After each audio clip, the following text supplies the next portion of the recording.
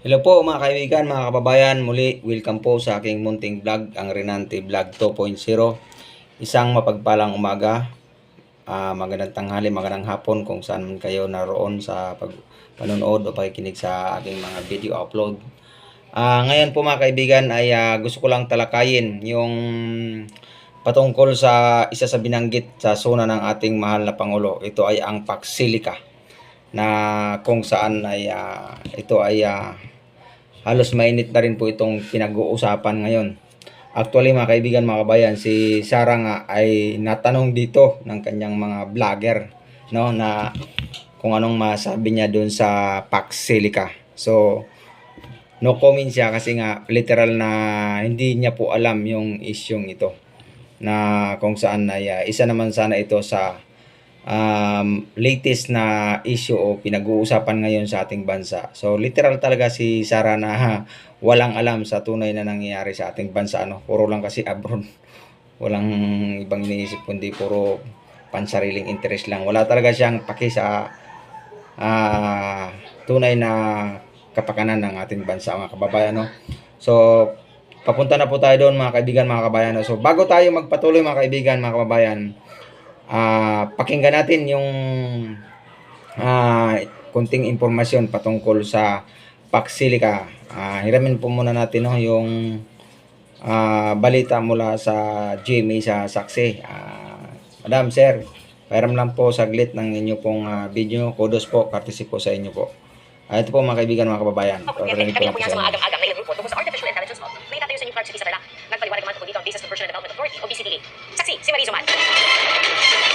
Sa courtesy call, United States Secretary of State Marco Rubio kay Pangulong Bongbong Marcos sa Malacanang kahapon, kabilang sa mga natalakay ang Paxilica Initiative na magtatatag na economic security zone sa New Clark City sa Tarlac. Paxilica and the Luzon Economic Corridor is one of the main points that President Marcos has expressed. He's very pleased with that. It's moving quickly and that will definitely help the Philippine economy. Abril ngayong taon, nang lumagda ang Pilipinas sa Paxilica Initiative ng Amerika na layong bumuo ng global supply chain para sa AI at semiconductor industry. Sa ilalim nito, nakatakdang itayo ang Artificial Intelligence o AI Hub sa mahigit 1,600 hectares na lupain sa New Clark City. Ang pinaka-importante dito, our critical minerals, tapos number 2, our world-class workers, tapos number 3, yung ating strategic location. Hindi na natin sila i-export ng unprocessed, mapaprocess natin sila rito. Yung value add ay nandito sa Pilipinas. Pero nangangambang ilang grupo sa itinatayong hub sa Tarlac na magsisilbing AI processing o data centers. Takaw kuryente daw kasi ang supercomputers na ginagamit ng AI. Halimbawa, ang tanong sa isang AI chat app, 10 beses na mas power hungry kaysa sa tanong sa search engine. Mas matindi pag AI photos at videos. Pero giit ng Department of Trade and Industry o DTI, may hiwalay na pagkukunan ng kuryente ang AI hub. These are additional pagdating sa mga power. Hindi ito yung mga kukuha dun sa ating existing power na mga power capacity. Gayunman, pinangangambahan ng Makabayan Block na may tulak nito ang singil sa kuryente sa Pilipinas bilang pinakamahal sa buong Asya. Wala pa man kasi ang AI hub, mataas na ang presyo ng kuryente sa bansa. Isa pang pangamba ng ilang grupo, takaw tubig din ang AI hub. Kung ang cellphone kasi nag-iinit pag sobrang ginagamit, lalo ang AI centers. Kaya may cooling system ito na sa ilang malalaking center ay gumagamit ng hanggang 5 milyong galon ng tubig kada araw. Kailangan kasi malinis lagi ang tubig nito para walang gumigumara. Hindi natin kailangan ng verbal assurance. Ang kailangan natin, scientific data. Saan kukunin yung water supply. Sagot ng Business Conversion and Development Authority o BCDA na mga ngasiwa sa proyekto, hindi sila aagaw sa groundwater ng komunidad kundi gagamit ng tubig ulan. Magkakaroon tayo ng impounding technology o impounding dam area. So, pupunuin natin ang yan para yan ang magamit. Kung may surplus kami, pwede pa namin i-share ito sa mga community tao. Sabi naman ng palasyo, tiniyak ng National Water Resources Board na may sapat na water source sa lugar at prioridad ang mga residente sa Tagtuyot. May pangamba rin may maagawan ng lupa dahil sa proyekto. Around 20,000 AITAs ang madidisplace dito sa pagpasok ng Paxilica. At syempre, hindi lang mga AITA, kundi mga magsasaka. Hindi po totoo to. Ang proyekto pong ito, unang-una ay nakatitulo na sa BCDA. So, it's a public land. Wala po ancestral domain title doon. May mga nakahanda rin anilang livelihood program at modern urban farming para sa mga maapektuhang agricultural land. Wala pa kung 10 dito ang maapektuhan na farmers, pero more than 200 naman po ang ma-generate na employment. Sa epekto naman ng posibleng ingay ng mga cooling system, generator at mga industrial fan, Maaari talagang maepektuhan, halimbawa yung mga ibon. It's very disturbing. Meron pa siyang i-emit na noise pollution. We will comply with for sustainability na compliant kami sa environmental regulations. Kate pa ng DTI, Hindi ito tungkol sa pagtatayo ng data center dito sa Pilipinas. Ito ay pag-manufacture ng mga components. 2 taong rent-free ang AI hub sa Tarlac. Pero ayon sa DTI, karaniwan ito sa malalaking land project dahil wala pa namang kita sa mga unang taon ng pagpapatayo. At kung gusto raw malaman talaga kung logi ang Pilipinas sa kasunduan, nakapost sa website ng Board of Investments ang mga dokumentong kaugnay ng framework. Pagaman inaayos pa ng BCDA ang panghuling lease agreement. Ako si Maris Umali ang inyong So, yun po mga kaibigan, no, mga kababayan, na sa ating napakinggan mula sa ulat sa konting impormasyon na ating nalaman sa Pax Silica, isang napakagandang proyekto ng ating gobyerno sa future generation na malinaw na mag-create ng development progress sa ating bansa.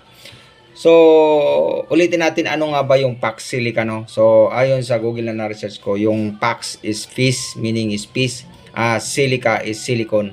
Na kung saan ay ito po yung mga ginagamit na pyesa sa paggawa po ng cellphone, ng mga computers at mga chips. At ang even na yung mga chips na ito ay ginagamit din sa iba't ibang technology sa paggawa ng mga missile, padala sa mga spaceship. Even yung mga high-tech na mga cars, no, na ginagawa ngayon, mga EUV. Kaya nga po mga kaibigan, mga kababayan, yung Taiwan ay isa yan sa nagpaangat o nagpayaman sa Taiwan, no? Kaya malakas yung kanilang ekonomiya.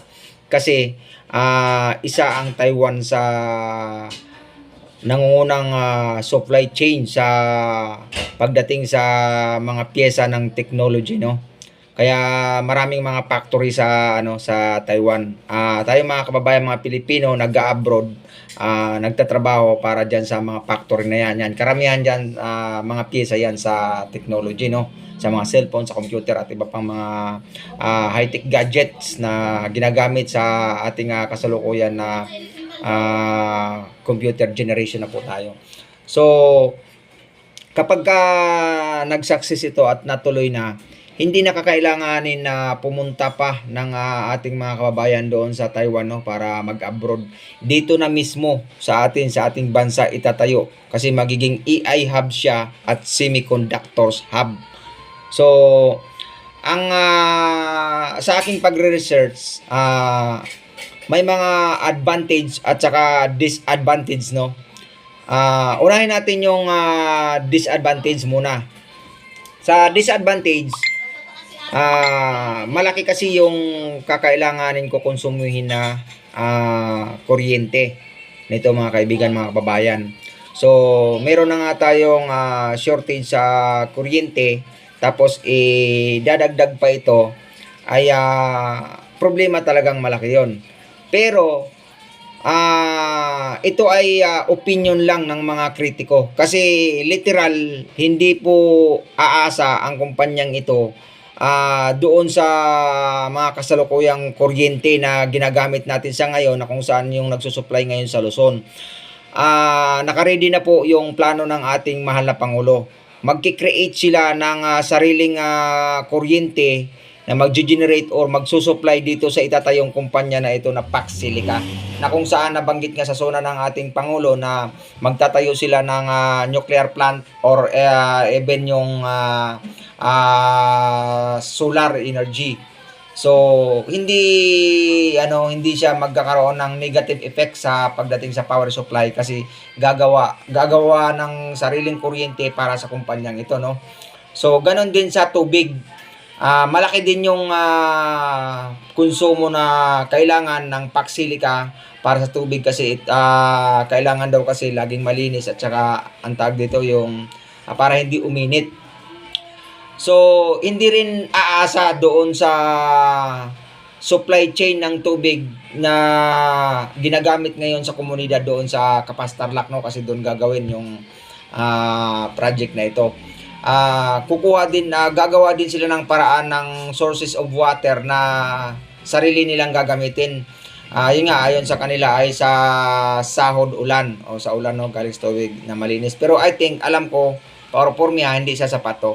Pero di ba sabi nga, ito ay pagbuo ng mga pisa na high-tech technology. It's possible din na isa din sa mga pamaraan nila na gamitin itong high-tech na technology para makapag-develop ng sariling supply sila ng tubig. Kasi kung ang Israel nga, sa pamagitan ng high-tech ng technology nila, nagawa nila yung tubig alat is gawing tubig tabang. Di ba? So, para sa akin, pwedeng ipurso ng company ito o kung sino man yung mahala dyan, even yung ating Pangulo, pwede niyang isuggest na doon kumuha ng tubig supply sa dagat, gagawing tubig tabang. Kasi sa Israel, imposible yan, pero nagawa nilang posible. Bakit? Sa high-tech ng technology na yan. So, hindi tayo problema doon dahil dito nga itatayo sa atin yung mga pyesa, di ba? So, madali na lang igawa ng paraan para magkaroon ng sariling supply chain yung pangailangan dyan sa Paxilica na yan. At it's possible pa na pagka, siyempre maganda talaga yung resulta nito kasi subok naman na sa Israel, magkakaroon pa ng kasapatang supply ng tubig sa ating bansa kasi yun nga yung manggagaling sa dagat gagawin mong tubig tabang yung Israel nga yung disyerto na taniman nila ng mga halaman, di ba? Disyerto yun, walang katanim-tanim before, pero dahil sa high-tech ng technology yung tubig dagat naging tubig tabang, nataniman nila yung disyerto. So by God's will na rin siyempre sa gabay ng Panginoon sa bansang Israel. Pero siyempre yun nga, isa din tayo sa bayang pinili ng Diyos na minamahal ng Diyos. Kaya niloob ng Panginoon na maitayo dito yung AI hub na yan at saka yung semiconductors na yan na maganda talaga yung magiging epekto nito para sa ating ekonomiya. Kaya yan no, so doon na tayo, pangalawa na yun no, yung side effect, yung sa kuryente at saka sa tubig. So pangatlo, yung mga nakatira doon daw na maapektuhan na mapapaalis doon sa lupang itatayo. So, ito, ano lang to no, mga paninira lang nila para kumbinsin yung mga tao na hindi maganda, may bad effect yung pagtatayo ng Paxilica para ito ay kontrahin. I think sa aking pagsasaliksik sa iba pang mga bagay-bagay, nalaman ko ang isa sa nagpipinance dito na para hadlangan na hindi maituloy yung pagtatayo ng Paxilica yung China, no? So, mamaya ipagpatuloy natin yun na continuous muna natin yung sa mga tao na nakatira doon. So which is hindi naman yun totoo. Kritiko lang yun. Paninira lang yun ng mga against na maitayo itong Paxilica. Kasi ayon nga sa ating gobyerno, ito po ay nakatitulo na po sa gobyerno. Yung nakalimutan ko yung ahensya ng gobyerno na namamahala doon. Sorry nakalimutan ko, hindi ko ma-recall eh. Yun din kasi yung namamahala doon sa lupa na ginagamit, yung inirerentahan dati ng NAIA o MIA. So ABDC ba yun? So basta yun yung mga kaibigan ng mga kababayan na sa madalit sabi, yung lupa na pagtatayuan ng Paxilica na kung saan ay 1,600 hectares, ito po ay pag-aari ng gobyerno. Hindi po ito private owner property o ancestral domain. Kaya wala pong alalahanin yung mga kababayan natin na yung mga nandoon is mawawalan sila ng tirahan o kabuhayan. So, ang pangatlo mga kaibigan, pang-apat mga kaibigan, mga kababayan, yung sa kalikasan na masisira daw. Actually, matagal naman na tayo ay nagbibinta ng raw material sa ibang bansa. Yung hilaw nga lang, yung hindi pa na-process, yung mga lupa. Kasi dito nang gagaling sa atin yung mga raw materials na yan, yung ginagamit ng Taiwan, ng China. So dito sa atin sila bumibili, no? Matagal nang ginagawa yan. So wala namang issue dun. Mga ilang taon o dekada na yung nakalipas na nagbibinta tayo ng lupa sa kanila na unprocessed. So wala namang issue dun sa ano. So kung dito sa atin gawin yan, siyempre meron ng kung ano yung mga pamaraan na ginawa later na hindi nagka-problema sa environment. Yan din yung gagawin ng gobyerno or for either mas pagbubutihin pa nila para hindi maapektuhan talaga yung kalikasan, yung environment natin. Kasi imagine, yung mga raw materials binabiyahe sa Taiwan, sa China, tapos sila lang yung mas nakikinabang, di ba? Kasi siyempre mura binibenta sa kanila. Unlike na dito gawin yung pyesa, mag-create siya ng maraming trabaho at saka siyempre yung mga tax niyan sa value added tax or sa IVAT, pasok yan dito sa atin. So mag-generate talaga siya ng billion na income sa ating bansa. So yun yung apat na disadvantage mga kaibigan, mga kababayan na sa pagtatayo ng Paxilica. So pumunta naman tayo ngayon sa pagiging advantage. So ang number one dito mga kaibigan, mga kababayan na advantage ay generally magiging progresibo yung ating bansa. Kasi mag-create ito ng mga product na gagawin dyan, katulad ng mga pyesa na yan, is pag ibininta yan sa ibang bansa, magkakaroon ng IVAT yan, magkakaroon ng tax yan. So, yun nga sila, tulad sabi ko kayo na billion-billion yung magiging collection dyan ng gobyerno. So, malaking pagkukunan ng source of income. Actually, yung Taiwan, dyan nga sila yumaman, di ba? Yan sila yumaman. Yan yung napakaliit lang mga kababayan ng land area territory ng Taiwan. Actually, sa pagkakaalam ko, mas malaki pa yung buong Luzon sa Taiwan. Pero napakayaman nila. Bakit? Dahil diyan sa semiconductors na yan. Yan yung number one sources of income nila ng buong Taiwan.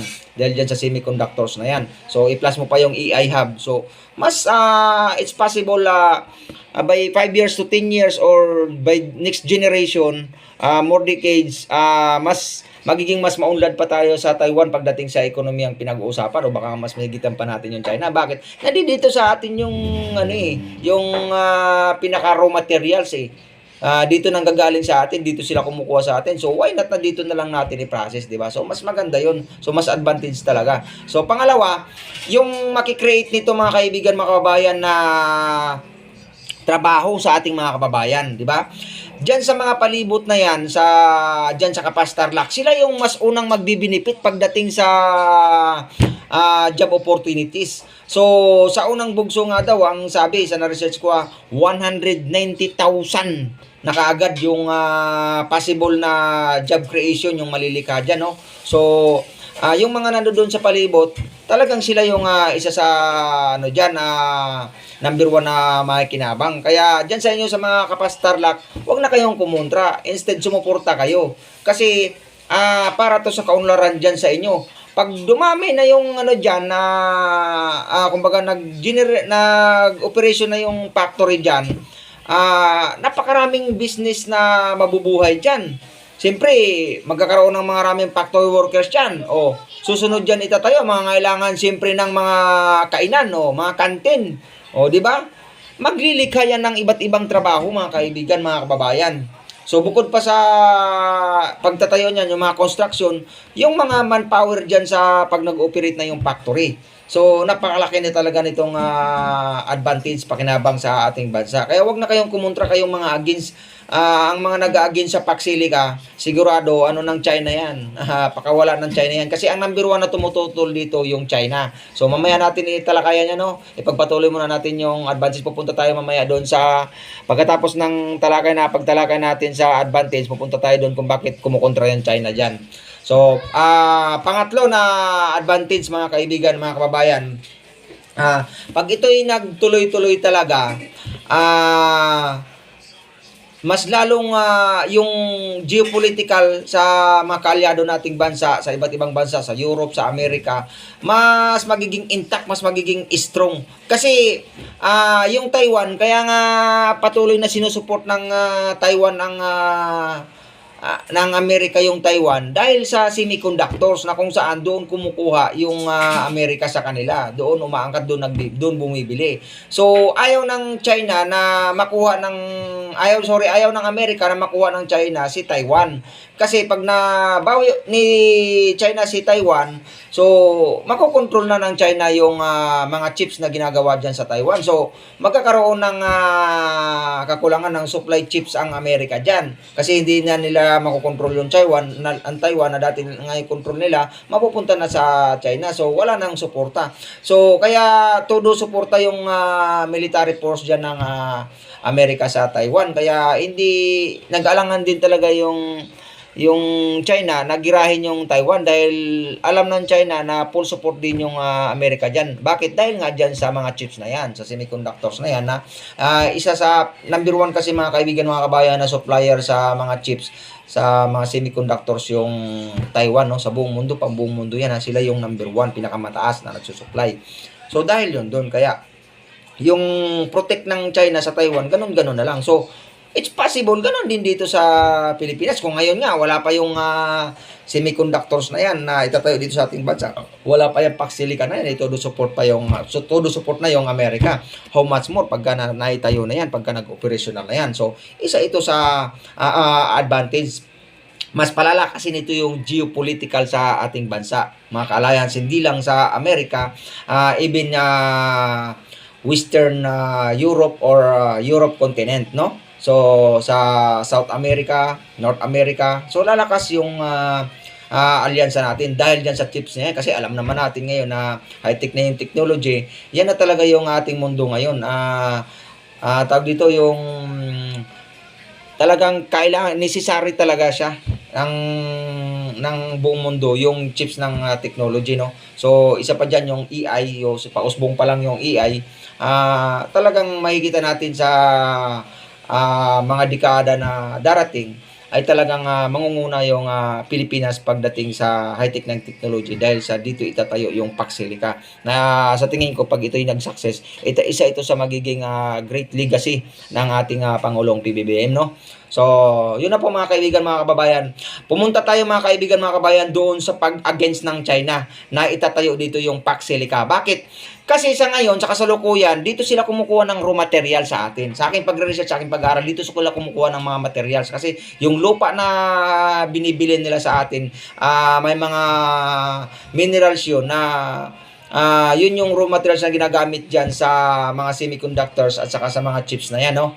So, mayaman tayo dyan, yung sa nickel, sa copper, at mga iba-iba mga likas na yaman na ginagamit dyan sa pagbuo ng pyesa ng mga technology na yan.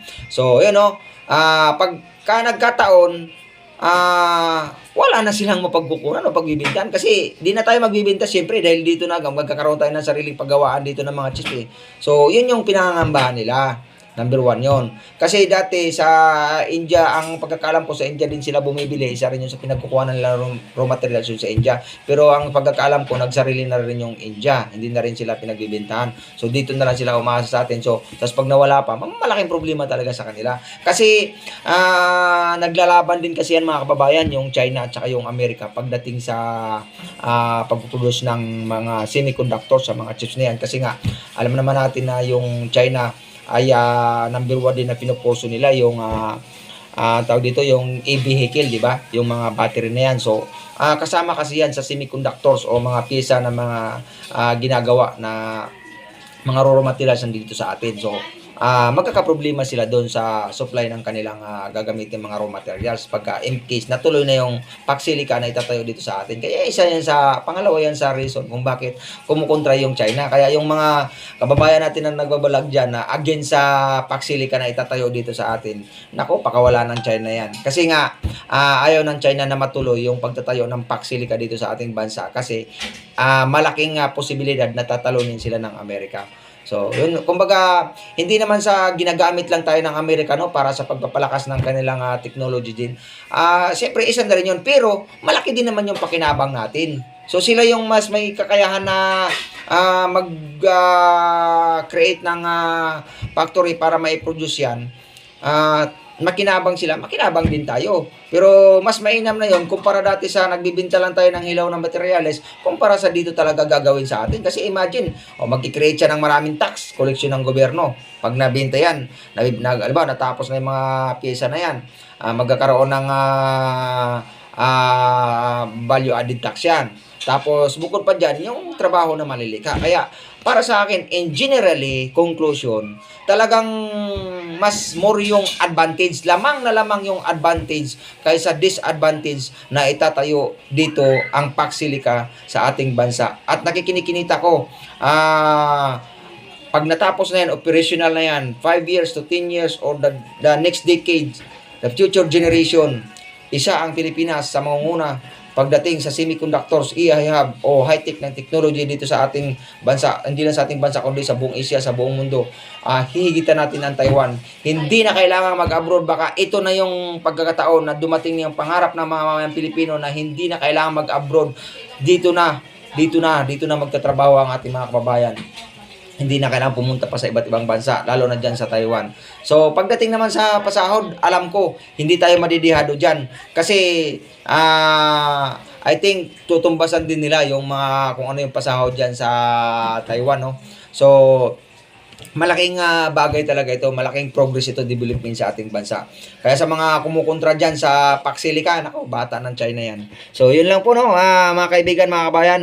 Sana nakatulong itong aking munting video sa ating mga kababayan dyan na hindi pa alam yung kung ano talaga yung istorya nitong Paxilica. Ako ginagawa ko itong mga kababayan yung pag ganitong content kasi gusto ko rin makatulong sa ating bansa, no. Mahal ko yung ating bansa, mahal ko yung ating Pangulo. Ito yung isa sa way na alam ko na makakatulong ako sa kahit sa maliit na kapamaraanan para sa ating bansa na bigyan ng kunting kaalaman yung ating mga kababayan na patungkol dito sa napakalaking issue usapin ito sa Paxilica na kung saan ay tinututulan ng China, no. So marami na nga silang vlogger diyan pakawala na kontrahin i-vlog mga negative comments or negative effect daw ng pagtatayo ng Paxilica dito sa ating bansa. Pero in general conclusion, talagang mas malaki ang pakinabang nito sa ating bansa kaysa mga negative effect. So for example, katulad nga ng ginawa nilang pangungontra dati, no, sa Bataan Nuclear Power Plant, negative effect daw, ganito, kesyo, ganito, kaya hindi itinuloy.